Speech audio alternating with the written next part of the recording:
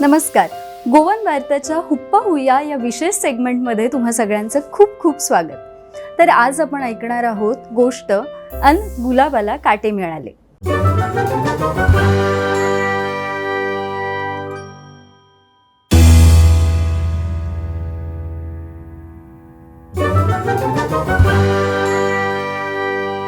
एका गावात एक उद्यान होतं. तिथं नाना प्रकारची फुलं झाडं, वेली आणि मोठमोठे वृक्षही होते. अर्थात खूप वर्षापूर्वीची ही गोष्ट आहे, पण अगदी प्राचीन काळातली नाही आणि अगदीच अलीकडच्या काळातली नाही. झाली असतील 50-1 वर्ष. या उद्यानाचं नावच मुळी बालोद्यान होतं. तिथं खूप मुलं खेळायची, बागडायची, धिंगाणाही करायची. सगळे बाळगोपाळ या उद्यानात आले की खुश व्हायचे. त्यांना खूप खेळायला मिळायचं ना. अर्थात सगळीच मुलं काही गुण्यागोविंदानं थोडीच खेळतात.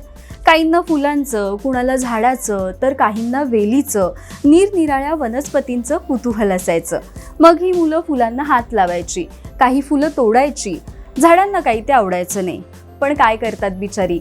थोडी मुलं हळुवारपणे फुलांना कुरवाळत.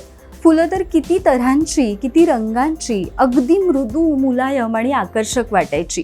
ही मुलं कौतुकानं या फुलांकडे बघत. या मुलांमध्ये काही मुलं मात्र टार्गट होती. ती मुलं फुलं पुस्करायचा दुष्टपणा करायची, झाडंही उपटायची. झाडांना किती वेदना होत, पण काय करतात बिचारी. त्यात काही गुलाबाची झाडंही होती. आश्चर्य म्हणजे या गुलाबांना काटे नव्हते. त्यामुळे तर या मुलांचं फावायचं. ते बिनधास्त या गुलाबांची नासधूस करायचे. गुलाबाची झाडं वैतागली. ती प्रतिकार तर करू शकत नव्हती. मग त्यांनी वनदेवीची करुणा भाकली आणि आपलं दुःख त्यांनी देवीला सांगितलं. देवीनं स्मित केलं आणि त्यांना अभय दिलं. गुलाब बाळांनो, मी तुमचं दुःख जाणलंय. आता तुम्ही उद्यानात जा. उद्यापासून तुम्हाला कोणताही मुलगा त्रास देणार नाही. दुसऱ्या दिवशी सूर्योदय झाला. या दिवशी होता रविवार. ही टार्गट मुलं आली. त्यांना गुलाबाची रंगबिरंगी फुले दिसली. लाल, पिवळी, गुलाबी, मोहकशा रंगांची. मुलांना खूप हाव सुटली. काही टार्गट मुलांनी फुलांना तोडायला हात पुढं केला तर काय आश्चर्य, मुलं ओरडू लागली. मुलांच्या हातातून रक्त येऊ लागलं. ती दूर पळू लागली. मुलांना आणि फुलांनाही काही कळेना.